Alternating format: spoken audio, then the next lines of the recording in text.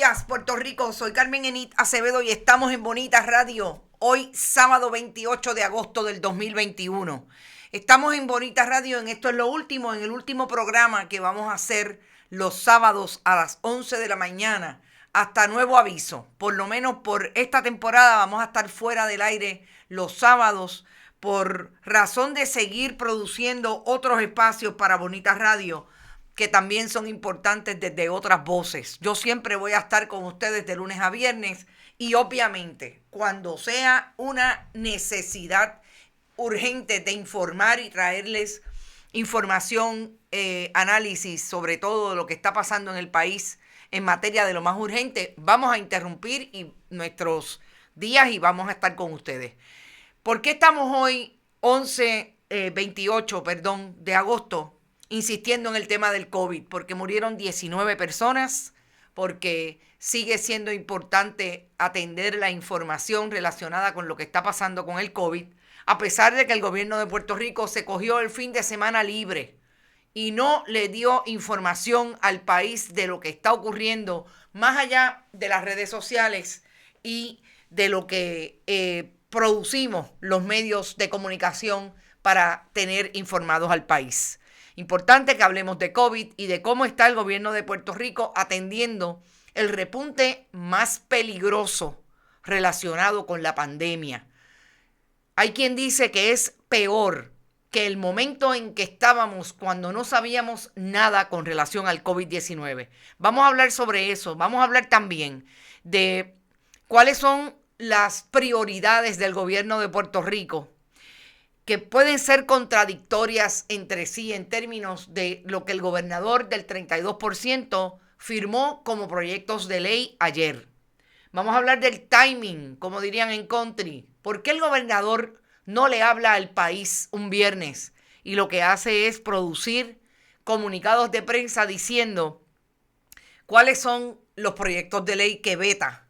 Entre otros, uno importantísimo para el país que tiene que ver con la posibilidad de que usted tenga un aire en un medio de una crisis económica, de una pandemia, por ejemplo, pagando su hipoteca. Vamos a hablar de ese veto y de la crisis de vivienda que podría estar suponiendo este tipo de veto del gobernador, vis a vis con el importante proyecto de ley que sí firmó el Ejecutivo, que tiene que ver con elevar el feminicidio y el transfeminicidio, el asesinato de una mujer en medio de la violencia más terrible que estamos viviendo igualmente en el país, el asesinato de una mujer trans, elevarlo al asesinato en primer grado, porque es importante y nos parece que el gobernador sigue ahí,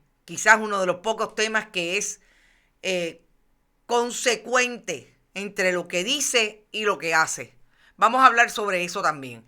Y por último, vamos a tocar un tema desde el punto de vista de los perfiles que hoy conocemos. Son esos jóvenes, casi todos jóvenes, que murieron en el ataque en Kabul, en los 2 ataques en Kabul, esta pasada semana. Vamos a hablar de los perfiles y cuáles son los hincapiés de la nación estadounidense en términos de cómo se desarrollan los diferentes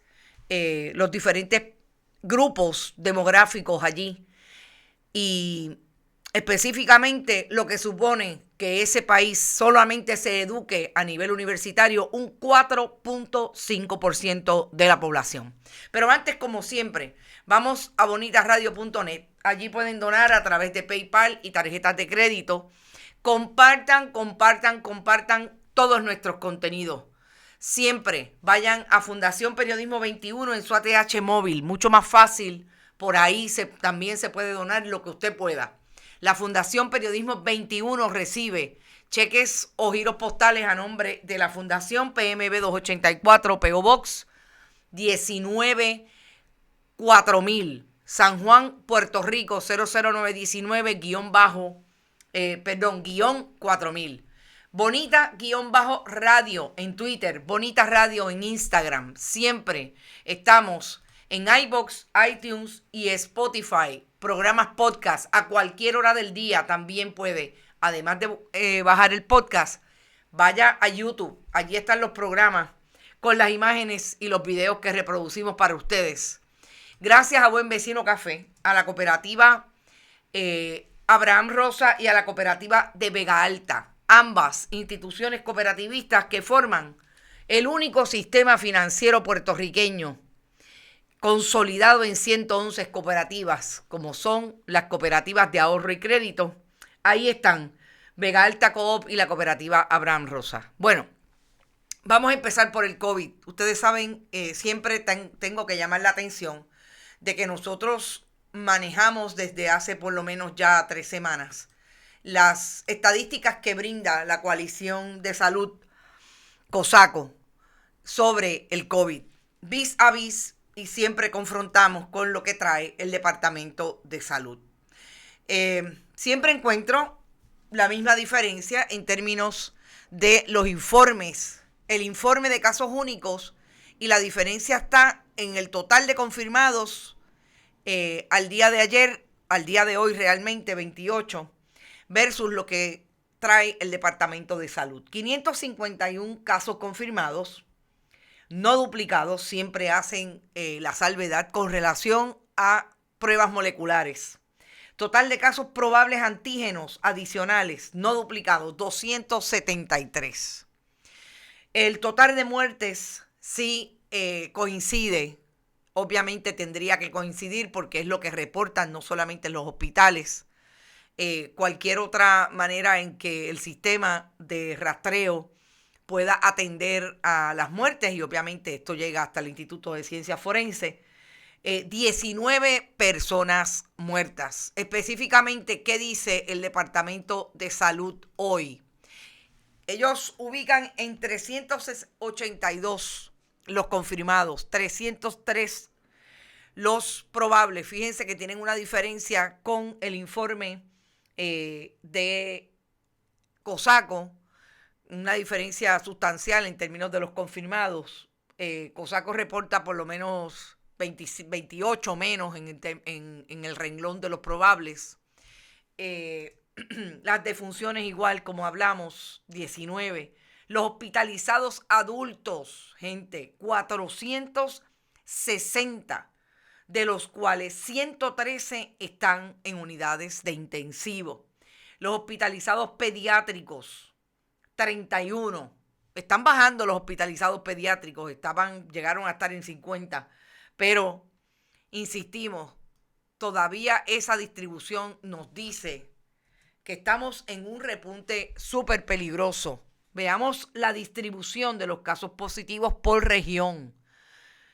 Es increíble cómo sigue siendo la región metropolitana, Mayagüez y Bayamón los que tienen mayor tasa de positividad. Ahí está Bayamón con un 11% hasta el día de ayer, 19% en el área metropolitana, que como ustedes saben conforma ahí San Juan y Carolina, porque Caguas está aparte. Está obviamente organizado junto tanto Caguas como San Juan en términos de los municipios. Las edades. Siempre llamó la atención que en comparación con lo que pasaba en aquel momento en que inició la pandemia, ahora parece que el Delta Plus, al ser más agresivo, al ser obviamente mucho más contagioso, ¿quiénes son los más que están en la calle trabajando, interactuando? Ahí están las edades, 58, 50, 45, 78 y 93 en la región de Arecibo. En Bayamón, que como dijimos, es una de esas áreas que preocupan por la alza en la positividad, que ustedes saben que incluso lo había planteado el propio alcalde, que dijo que había un serio problema en uno de los hospitales que no estaba a punto de colapsar. 50 años, 65 y 91. En Caguas, 52, 75, 96. Mayagüez, insisto, fíjense cómo están las muertes en Mayagüez, es donde más hubo muertes en el día de ayer. 54, 58, 61, 69, 73, 78 y 89 años. En la región metropolitana murió una persona de 63 y en Ponce 88. Lo que a mí no me cuadra es que ante este cuadro sabemos que esta semana, y yo hice la suma a base de lo que dice el Departamento de Salud, murieron 81 personas hasta ayer relacionados al COVID-19 Delta Plus. Yo tuve que ir ayer a hacerme la prueba porque tuve contacto con una persona que está positiva y fui al Departamento de Salud. Están organizados, obviamente, corre lento, había mucha gente haciéndose la prueba, pero lo más interesante en mi conversación con el doctor Colón y con el personal que estaba allí, personal joven, dedicado, muy bien ataviado para hacer ese esfuerzo, un esfuerzo salubrista, como se supone que lo hagan, ¿verdad? Son expertos en salud, son profesionales de la salud, entre médicos, el doctor Colón, que es el director, y los jóvenes, que tengo que decir que casi todos eran jóvenes, enfermeros y enfermeras. La experiencia que están teniendo es que la gente se está yendo a hacer la prueba, no están vacunados para poder entrar al trabajo el próximo lunes porque ya el PUA se acabó.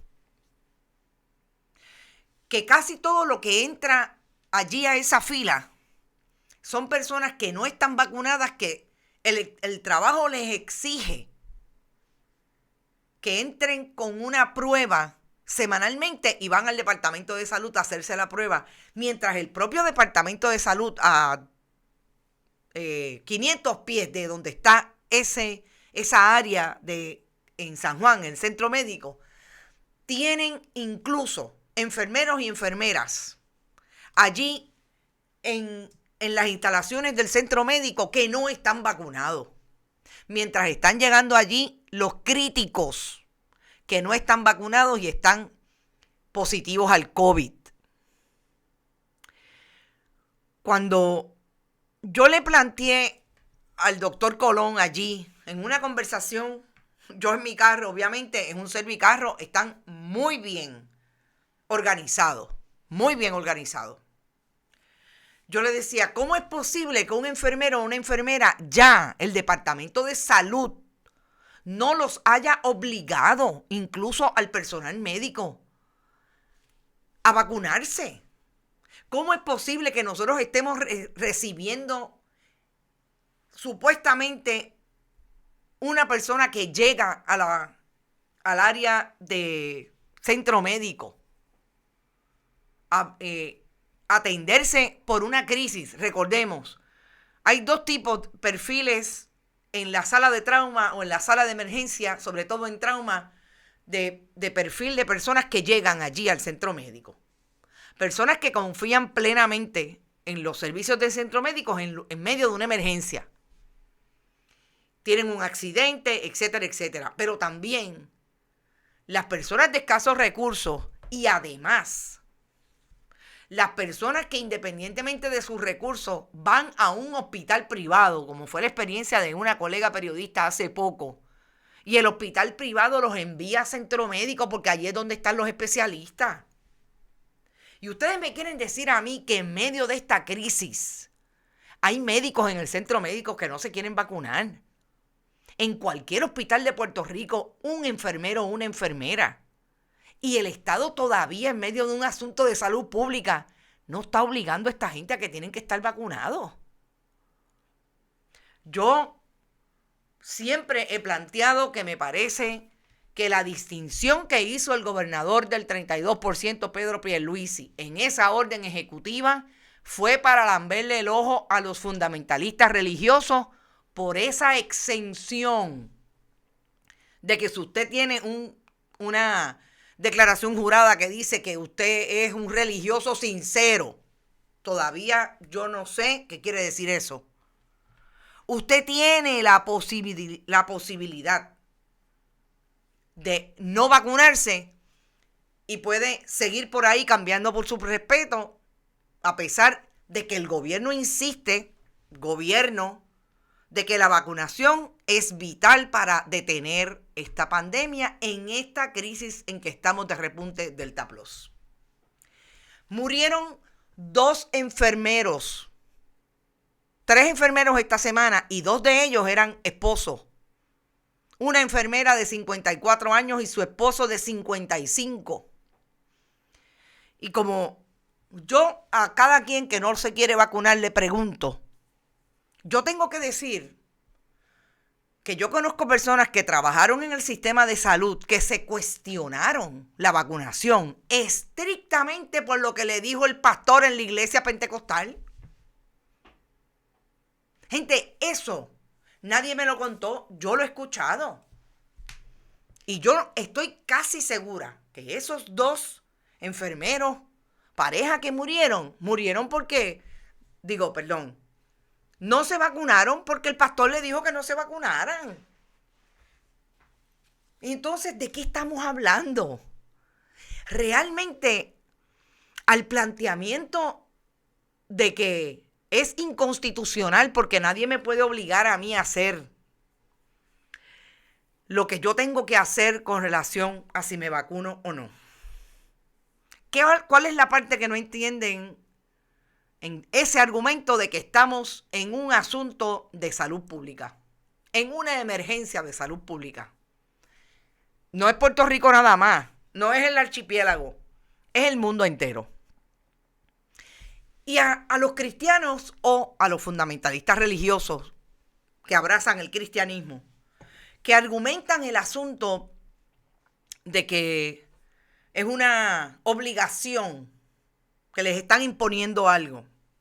No voy a entrar en los argumentos del Estado, de si esto es una democracia, si esto es un comunismo. Esto es estrictamente, voy a abrazar lo que ellos abrazan desde el punto de vista de su religiosidad, que es ese mandamiento fundamental de esas escrituras que alegan seguir, que es el amor al prójimo.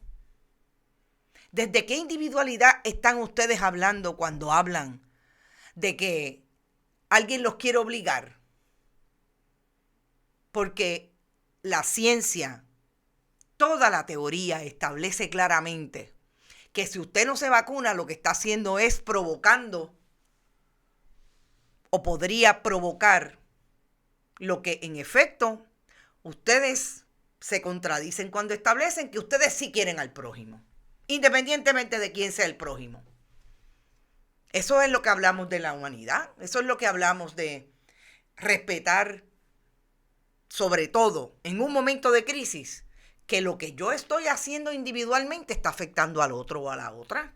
Ojo, de la misma manera, los que están vacunados tienen que atender todas las medidas de seguridad que le aplican a todo el mundo, porque también tienen la posibilidad de contagiarse y propagar el virus.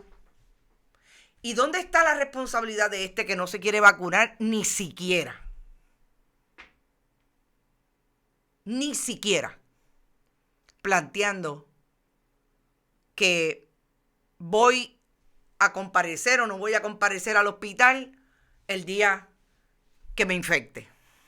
Dijo Migdalia Gerena que ayer la hija de los enfermeros hizo una declaración y desmintió que no estuvieran vacunados.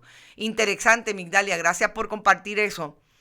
Realmente esa fue una información, volvemos a la fuente, que trajo el propio líder sindical de uno de los gremios. Son 2 gremios, el Colegio de Enfermeros y Enfermeras Graduados y el Colegio de Enfermeros Prácticos. Y fue él el que lo estableció. Ahí es donde volvemos. Buenos días, Mariel Gorbea Berrocal, todo el mundo. No es lo mismo religioso sincero con un religioso practicante. Carlos Pagán, por eso es que yo no entiendo el término del religioso sincero que le habla, que habla la orden ejecutiva, y de hecho fue una pregunta que le hiciera yo al gobernador. José Dil, eso es lo que yo entiendo. Dice la persona que acabo de citar, que supuestamente, Migdalia, que supuestamente la hija dijo que estaban vacunados. Vamos a ver, vacunados están muriendo también. Ariel Cartagena, dime cuántos son los vacunados que mueren. De los 18 de ayer, 3. Vamos a hablar, entonces no le vamos a colocar la razón que tiene el porcentaje de vacunados que están muriendo. Ojo, por eso es que digo que el Departamento de Salud, para hacer más traer el argumento de la vacunación con más evidencia, debería traer el perfil, no estoy diciendo que diga los nombres, como hizo ayer el secretario. El secretario ayer dijo, de los 18 que murieron, 15 no estaban vacunados y los 3 que que estaban vacunados tenían condiciones preexistentes, que obviamente complica el cuadro. El derecho colectivo va por encima del personal en medio de una pandemia. Totalmente de acuerdo contigo, Carlos. Y yo quisiera, además, que me argumentaran. Fíjense cómo el derecho a nivel del Tribunal Supremo de Estados Unidos, que obviamente tiene una trascendencia en Puerto Rico, por el término de la jurisdicción en que nosotros estamos, colonia, etcétera, etcétera. ¿Cómo lo ha resuelto? Que el bien de la población está por encima del bien individual. Más que el bien, del derecho individual. Sí, es cierto, Wilbert. Los no vacunados también incluyen los no religiosos. Lo que pasa es que los que escuchamos por ahí son, por ejemplo, Lizzie Burgos, fundamentalista religiosa de las Cristo Inc. No se quiere vacunar. Y lo dijo claramente, no me voy a vacunar. Pero la excepción de gobierno van para los religiosos.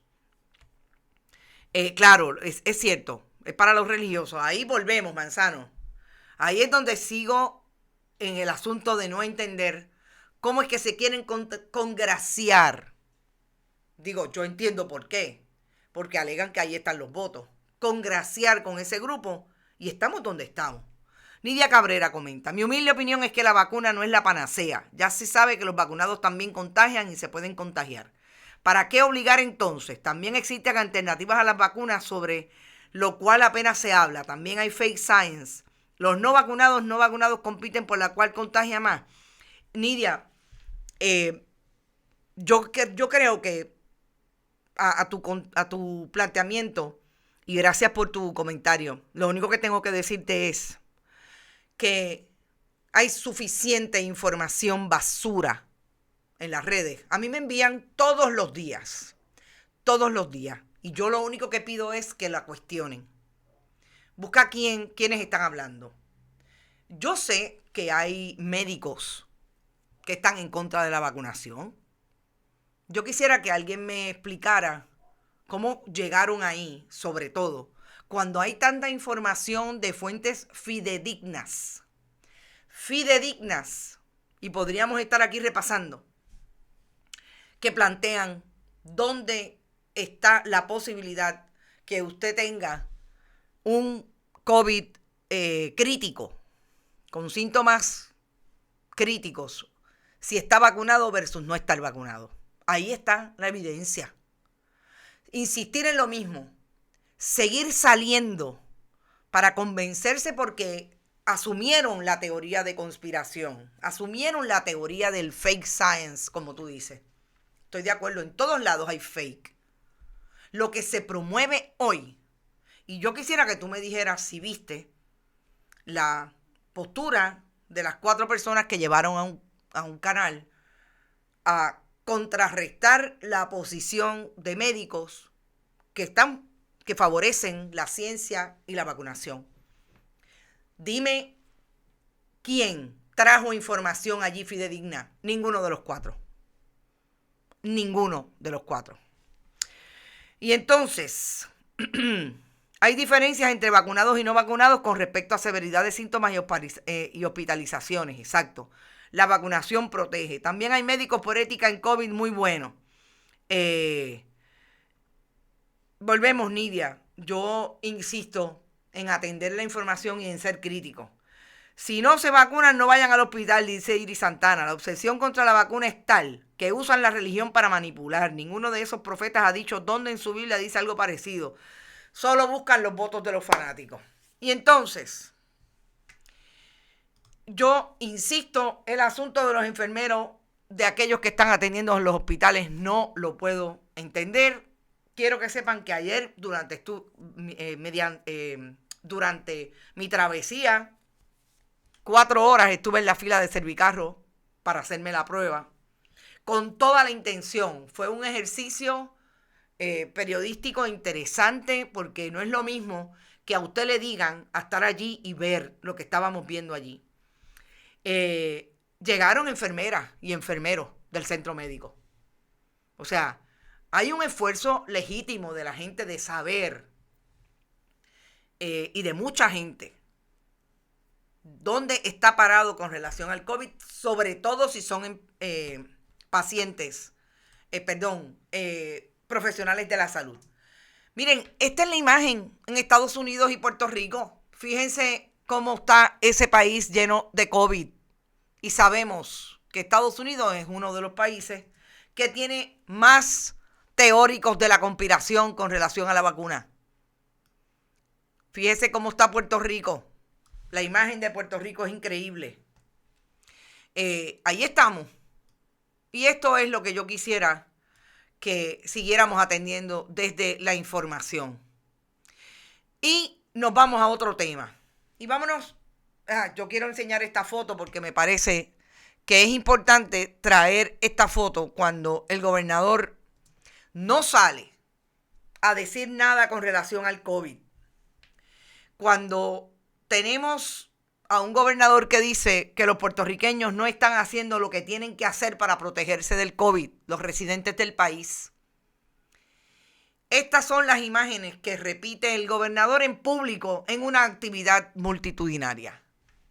Miguel Romero, gobernador de Puerto Rico, el donante del Partido Nuevo Progresista, Federico Estuve, y otras 2 mujeres que me imagino que son personas allegadas. ¿Qué dijo ayer el secretario del Departamento de Salud de Puerto Rico, Carlos Mellado? El secretario del Departamento de Salud dice que lo que está pasando en Puerto Rico es crítico, que la gente tiene que cooperar, amenaza, decía yo, regañón, con relación a las restricciones que van a colocar el próximo lunes. Y yo me pregunto, ¿por qué el secretario del Departamento de Salud tiene que esperar al lunes a que el gobernador diga lo que vaya a decir con relación a la orden ejecutiva? ¿Por qué el gobernador de Puerto Rico, a sabiendas que su propio Departamento de Salud ha dicho que en solo 2 días murieron 44 personas con COVID-19? En su mayoría, casi en un 97%, no vacunados. ¿Por qué insisten en la vacunación sin hablarle al país de frente? Conferencias de prensa, como nos tienen acostumbrados para decir supuestamente todo lo bien que están haciendo. Y decirle al país, esto es lo que está pasando con relación al COVID. ¿Por qué no le traen por región cuántas personas vacunadas versus los no vacunados? Pero ayer, no es el lunes. ¿Por qué es que se tienen que ir de fin de semana? ¿Por qué? ¿Por qué no pueden salir cuando realmente el país está sintiendo lo que es el repunte peligroso? Pero Carlos Mellado fue a una actividad de la Asociación de Hospitales donde habló y dijo, estamos en un nivel que tenemos que respetar los hospitales. Nosotros como ciudadanía tenemos que respetar el trabajo que ustedes hacen. Eso se lo dijo a los que estaban allí de la Asociación de Hospitales. Por eso yo hago un llamado y le pido a la ciudadanía que respete a los hospitales, que se pongan la mascarilla. El no ponerse la mascarilla es no respetar a los hospitales. El no vacunarse es no respetar los hospitales. Vamos a seguir llevando el mensaje, mis respetos. Ustedes son mis héroes por el trabajo que hacen todos los días. Vamos a empezar. Qué interesante sería que el secretario tuviera alguien que le maneje el discurso y pueda dirigirlo hacer menos, vamos a ver qué palabra uso, porque voy a utilizar una que no me parece que sea la adecuada. Que tú dices un discurso menos retórico, porque a lo que va a proteger las diferentes medidas de prevención relacionadas con el COVID, no es a los hospitales, es a los profesionales que trabajan allí. Los administradores de los hospitales son los donantes del Partido Nuevo Progresista. Y yo quisiera que entendiéramos, o que el gobierno nos dijera entonces, si ellos están allí para defender a los administradores de los hospitales, que son los donantes que después le mantienen las campañas a la gobernación y las campañas del partido en las elecciones generales, o estaban allí verdaderamente por los profesionales que se sacrifican todos los días y que trabajan en esos hospitales y no necesariamente tienen nada que ver con el administrador de turno. ¿Qué es lo más importante en el mensaje? No es hablarle a los administradores de hospitales, es hablarle a las personas que constituyen, que forman el país, que están en los diferentes frentes y que están atendiendo este repunte del COVID. Ahí es donde yo me cuestiono si el gobierno realmente lo que está buscando es ganar las elecciones en el 2024, seguir con el jingle de que nosotros lo hacemos tan bien, pero a quienes le están hablando es a los que les mantienen el partido y los que los mantienen en el poder. No le están hablando a esos 2 enfermeros que murieron, a sus hijos. No le están hablando al tercer enfermero, a los familiares. Y ahí es donde pierden la gran oportunidad, ni hablar de las 72 horas que no van a decir nada. O se cree Carlos Mellado y el gobernador del 32%, que la gente está pegada a Twitter y pegada a Facebook para ver lo que ellos dicen. No. Mariel Rodríguez Caloca, dice Lambón. Iris Santana, me mudo para Estados Unidos porque allí siguen las reglas, no se comen los pares, en las tiendas entran por la derecha y salen por la izquierda, recogen la caca a los perros y se quitan las mascarillas y se alejan de la vacuna. ¡Qué ironía! Interesante, ¿verdad? Así es, estoy de acuerdo con esas contradicciones, Iris. Lourdes Ríos, ayer vino un crucero, la gente andaba por ahí, la mayoría sin mascarilla. Miren, yo entré hace 2 minutos a Buen Vecino Café a buscar algo para llevar, porque no estoy entrando en ningún sitio. Y llegó un taxista sin mascarilla. Yo le dije, caballero, póngase la mascarilla. Claro, los chicos y las chicas de Buen Vecino lo hacen. Pero, ¿de qué vamos? O sea, la gente de verdad que no entienden. Y esa es la verborrea del secretario de Salud, que no tenemos dirección, dice José Dil. Carmen Enid, me has hecho reír, proteger a los profesionales y no a los donantes del PNP. Pero ¿de qué estamos hablando? Si tú le hablas, vamos a hablar de comunicación 101. Si tú le hablas al administrador del hospital, tú no le estás hablando a la enfermera que está allí. Esta foto me encantó, que es una foto de una enfermera en el inicio de la vacunación, que la doctora Antonia Coelho de Novelo, que está últimamente cogiendo palos de los negacionistas, la está tratando de darle fuerza en medio de la vacunación. Si tú le hablas al administrador del hospital, tú no le estás hablando a esta enfermera. Tú le estás hablando al que te da los chavos para mantenerte en el poder. Desastre tras desastre, dice Yanni Moreno, así está este gobierno. El pueblo está muy pendiente. Yo creo que realmente subestimar al país en un momento como este no le queda bien al gobierno de turno.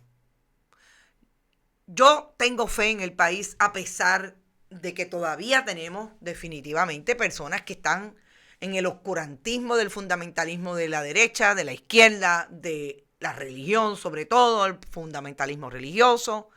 Pero yo creo que el país está entendiendo mover el criterio de un país que se ha educado poco en los últimos 30, 40 años. Es difícil. Pero ahí está la gente recibiendo información. Habrá gente que siempre se va a quedar en las teorías de conspiración.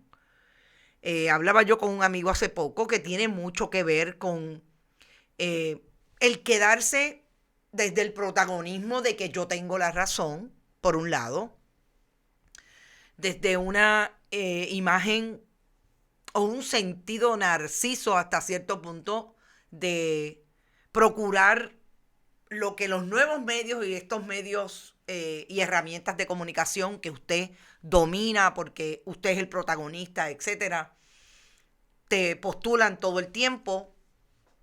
Yo conseguí esta información y esta es la verdad.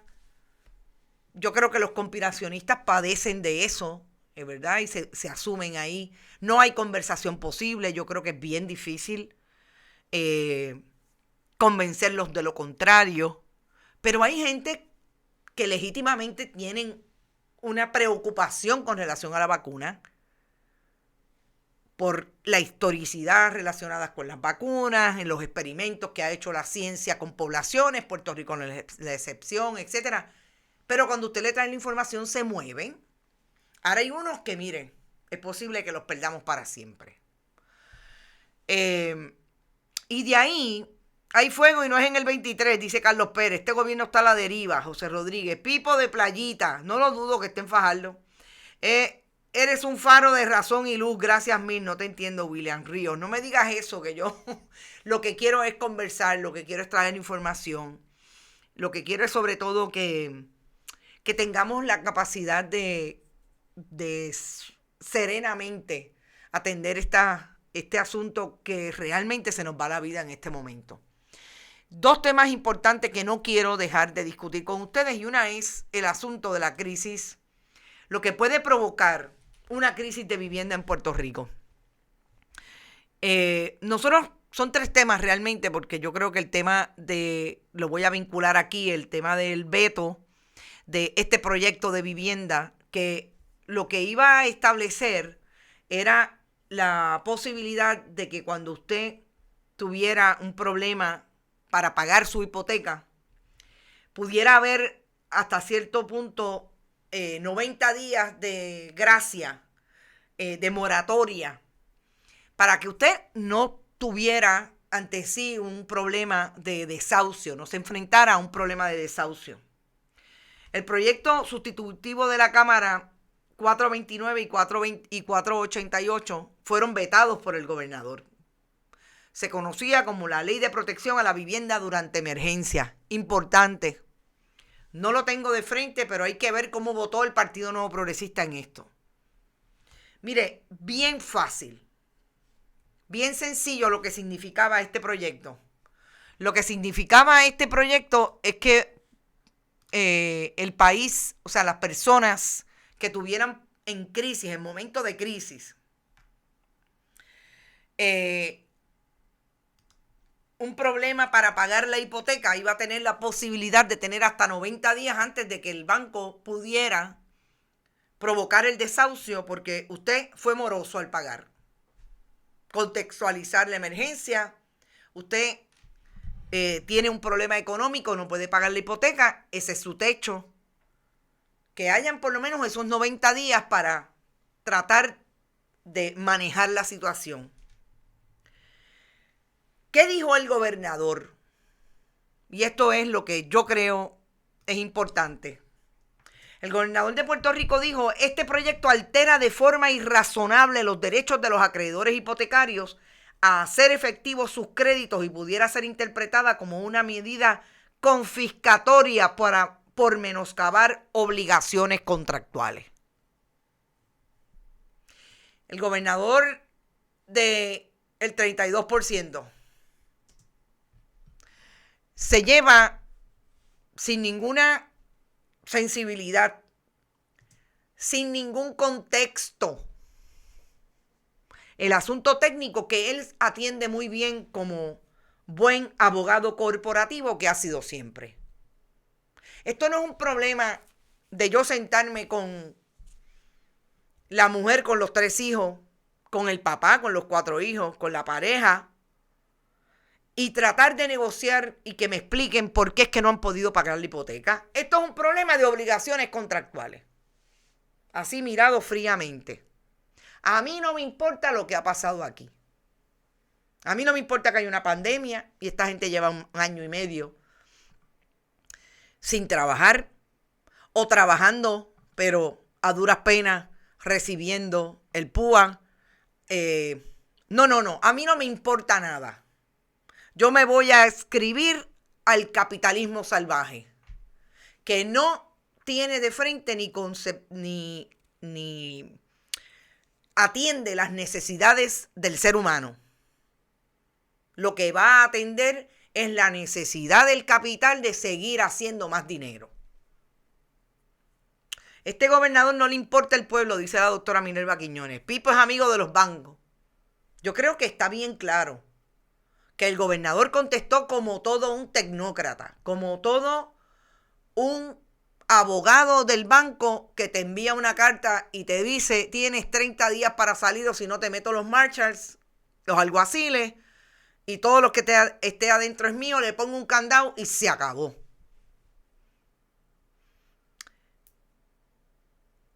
Esto dicen los que saben y los que atienden desde el punto de vista de los casos de desahucio, puede crear una crisis de vivienda, y voy a citar a la directora ejecutiva de Ayuda Legal de Puerto Rico, Ariadna Godró. Ariadna Godró, abogada, que ese grupo de trabajo atiende las necesidades de las personas que tienen problemas para pagar sus hipotecas.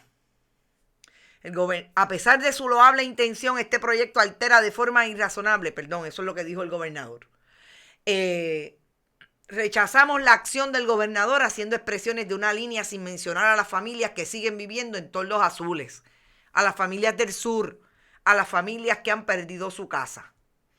El Tribunal Supremo está diciendo que si necesitas una moratoria, se necesita acción del Congreso, ya no lo puede hacer el CDC. Porque el gobernador vetó esto, a pesar de que la legislatura trae un asunto puntual para atender las necesidades de las familias en Puerto Rico que pueden estar a punto de perder sus casas, entre otras, tanto como lo dice Ariadna Godró, aquellos que todavía desde el huracán María, el gobernador del 32%, que era entonces asesor de la Junta de Control Fiscal, que el gobierno del gobernador renunciante, Ricardo Rosselló Nevares, y la gobernadora sucesoral no atendieron las necesidades de los que todavía viven en toldos por María y de los que perdieron sus casas en los terremotos del sur. Insiste en atender la situación sin mirar el perfil, sin asomarse a la posibilidad humana de por qué estas personas dejaron de pagar su hipoteca. Eso es lo que tenemos hoy con relación a este asunto. Pero el gobernador dice que el problema es que eso afecta, como dicen los abogados, derechos de terceros. El derecho de tercero y el derecho del que contrató con usted la hipoteca. Abogadito de la Junta de Lealtad que caduca, dice Manzano Nieves. Saludos y buenos días, Ramón Pérez. El gobierno le conviene que la gente siga saliendo de Puerto Rico, de decir que se han ido 400,000 jóvenes futuro de la isla. Más claro, imposible de ver, dice Iraida Molina. Ahí es que, Iraida, gracias por tu comentario, una tiene que pensar, como no sé dónde lo leí, sé que fue en las redes, pero no sé quién lo dijo específicamente, que realmente lo que quieren es vaciar la isla y quedarse con 4 cantos. Porque, ¿de qué estamos hablando? O sea, no le arreglas la vivienda, no le acaban de pagar los seguros, no le acaban de pagar FEMA. Y tampoco le vas a dar la posibilidad de darle una moratoria en medio de la crisis. Milagro Fernández está por ahí. Buenas tardes, Carmen Enita y familia bonita. Carlos Mellado dijo que el gobernador no cerrará las escuelas. La realidad es que fuera de los salones los estudiantes no siguen el protocolo de distanciamiento. Eso definitivamente yo lo he visto, lo he señalado. Ahí están las imágenes Gracias, Milagros, por tu comentario. Pregunto si mi hija puede demandar al gobierno y al gobierno en caso de que me lleve el COVID. Yo creo que a eso es lo que se va a exponer el Departamento de Educación y se va a exponer definitivamente el gobierno de Puerto Rico. Vamos a ver qué dice la coalición científica. Aparentemente ellos van a recomendar, o ya recomendaron, entiendo que ayer le enviaron las recomendaciones al gobernador de que en efecto hayan más restricciones. Se habla de ley seca, se habla de un nuevo toque de queda a las 7 de la noche. Nos quieren sacar de Puerto Rico, dice Mariel Gorbea de Rocal. Pues yo les tengo una mala noticia, yo no me voy. Yo me puedo ir un tiempo, pero desde donde quiera voy a ser patria puertorriqueña como la hacen los miembros de la diáspora que están aquí con nosotros siempre queriendo informarse de lo que está pasando en el país. Lo que sí hizo bien el gobernador definitivamente fue firmar, hacer ley, lo que eleva a asesinato en primer grado, los feminicidios y los transfeminicidios. Y es puntual lo que voy a decir. Hay, como por ejemplo, quien dice, Tomás Rivera Chats, que eso es una histeria. Este es Tomás Rivera Chats, el homofóbico, el transfóbico, el que está como medio lisiburgo. Cada vez que alguien dice algo, le saca la orientación sexual o su identidad sexual. Saludos, Lizy González, espero que estés bien. ¿Por qué me parece que es importante que el gobernador haya sido consecuente con lo que ha hecho antes, aun cuando el temor está ahí y siempre lo deja ver al voto de los fundamentalistas religiosos? Y es que cuando usted tiene un país donde en efecto se ha asesinado por odio, por ejemplo, a Alexa, cuando se asesina por odio todo el tiempo en las redes sociales, cuando se burlan de las personas trans, cuando se burlan de las mujeres, cuando todavía insisten en que esa mujer es mía y si no es mía, no es mía, no es de nadie, y las asesinan, usted tiene que asegurar desde el punto de vista legal que no va a haber puntos medios y que ese asesinato de género es un asesinato con la más alta pena y que sean los tribunales los que manejen desde el punto de vista del fiscal, la defensa, la prueba y vamos para adelante. O sea, que el hecho que hubiera un asesinato en primer grado no significaba que se iba a tipificar como un asesinato en primer grado cualquier crimen contra la comunidad trans o contra una mujer por violencia de género. No, los hemos visto, pero mire. Así que nos parece súper importante y esa hay que dársela al gobernador. Fue consecuente con el discurso que, temeroso, pero ha seguido hasta ahora en favor de esa comunidad. Y el último tema que quisiera traer tiene que ver con quiénes fueron los que murieron, entre otros, entre esos 12 militares estadounidenses que murieron durante el atentado, los dos atentados en esta semana en Afganistán, en Kabul. Pues miren, las imágenes de estos dos jóvenes, uno de 20 años, están ahí como los que perdieron la vida en ese atentado en Kabul. Yo vi una imagen que no la pude reproducir porque la vi anoche y no le saqué copia y no la pude traer, de los diferentes, todos hombres. Entiendo que la única mujer que murió en ese atentado es esta joven de ascendencia dominicana, que proponía una imagen de 12 jóvenes. Yo creo que creo que hubo dos oficiales, el más que tenía, más edad que tenía 40 y pico de años. Todos hombres blancos jóvenes.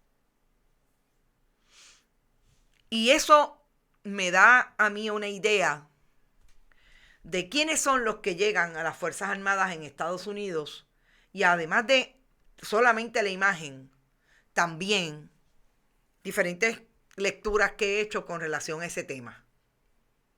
El perfil, y vamos a hablar de la imagen que les coloqué inicialmente, que estos jóvenes están identificados. Uno de ellos, el de la izquierda, es Reggie Stone, que fue quien proveyó la foto con su amigo Riley McCollum en la pasada Navidad en Jackson, Wyoming. ¿Quién era McCollum? Era un joven de Wyoming, infante de marina, originario de Bondurant, casado y cuya esposa está esperando un hijo en las próximas 3 semanas. McCollum tenía 20 años. El perfil de estos jóvenes demuestra quiénes son los que están llegando a las Fuerzas Armadas en Estados Unidos, y habría que profundizar, como han profundizado definitivamente algunas universidades en Estados Unidos, de cuál es el perfil de lo que va a la universidad versus estos jóvenes que no llegan a la universidad.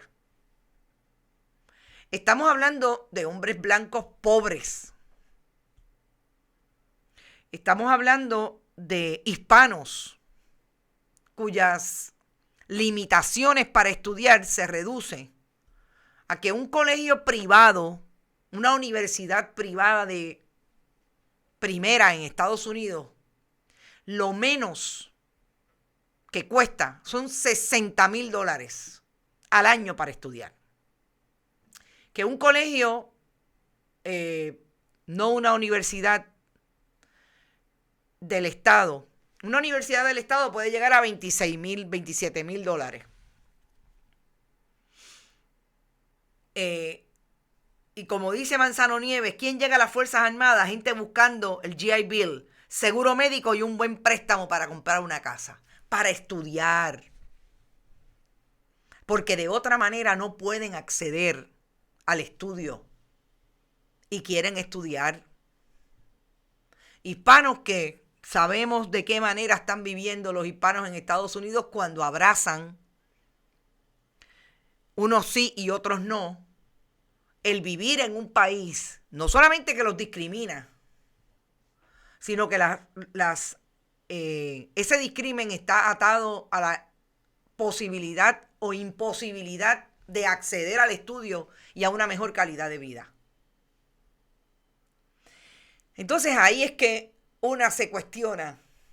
Este es el país que dice que tiene un 99.9% o 0.3% de alfabetismo, porque la gente sabe leer y escribir. Pero solamente un 4.5% de esa población puede ir a la universidad, porque es uno de los países donde más cara es la educación, donde el acceso a la educación está cada vez más limitado. Esos son los jóvenes que están yendo a hacer carne de cañón en las Fuerzas Armadas en Estados Unidos. Y yo creo que eso es importante traerlo. Es importante contextualizarlo. Gracias por hablar sobre la realidad de los que entran en el ejército. Ese tema no se toca. Gracias, pues es tan justo. Claro, Ángeles. O sea, nosotros vemos ahora mismo en Estados Unidos que nos hemos enfrentado a informaciones, por ejemplo, cuando se atendió el atentado contra el Congreso el pasado mes de enero, que se hablaba de hacia dónde las personas que fueron allí tenían un perfil del ejército.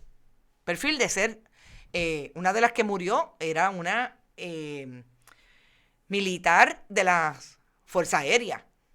Y estaba desde la posibilidad, desde la mentalidad del trumpismo. Pero vamos al nitty-gritty de quiénes son realmente los que se convirtieron y los que resultaron mentes hábiles para que Donald Trump llegara a tener la mitad de ese país con él. Lo que mismo produjo el Partido Republicano y el Partido Demócrata con sus políticas. Gente pobre que Ellos le venden por un lado la posibilidad de tener y ser, pero no le dan la capacidad ni le ponen las condiciones para que lleguen.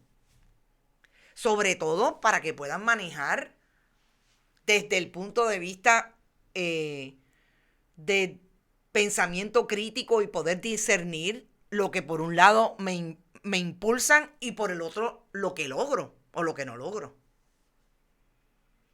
Y ese fue el terreno, como dice Francisco Miranda, que cultivó Donald Trump. El ejército del imperio norteamericano se beneficia de la pobreza. Exacto, y eso hay que mirarlo y eso hay que profundizarlo. Solamente aquellos que vienen de una tradición familiar, militar. ¿Cuántos hijos de congresistas van? Exacto, una joven con hijos sin plan médico, sin dinero para estudiar, ese es el mercado que el ejército busca. Ni un hijo de legisladores va al ejército, no, porque esos tienen la chequera del pueblo de Puerto Rico asegurada. Esos son los amigos talentosos, los hijos talentosos. Gente, yo me tengo que ir. Hoy es sábado, mañana no tenemos intervención. Nos volvemos a ver el lunes en Noticias con Café. Recuerden que esta fue la última vez que nos vimos, por lo menos, a menos que no haya alguna emergencia, durante los sábados. Importante, anótelo porque de esto se trata. Estamos haciendo muchas cosas para seguir produciendo buenos contenidos y vamos a cogernos los fines de semana porque lo que estamos haciendo es duro de lunes a viernes. Bonitasradio.net, no se olvide que usted puede donar allí PayPal y tarjetas de crédito. También lo puede hacer en la Fundación Periodismo 21 en su ATH móvil. La fundación recibe cheques o giros postales a nombre de la Fundación PMB 284, P.O. Box 19, 4000, San Juan, Puerto Rico 00919-4000. No se olviden, Bonita_Radio en Twitter, Bonita Radio en Instagram.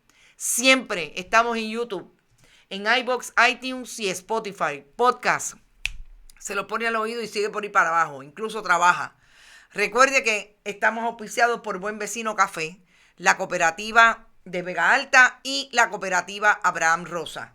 Éxito, buen fin de semana, pásenla bien y no se olviden, periodismo en profundidad, contestatario, buena conversación aquí en Bonita Radio. Éxito, nos vemos el lunes a las 8.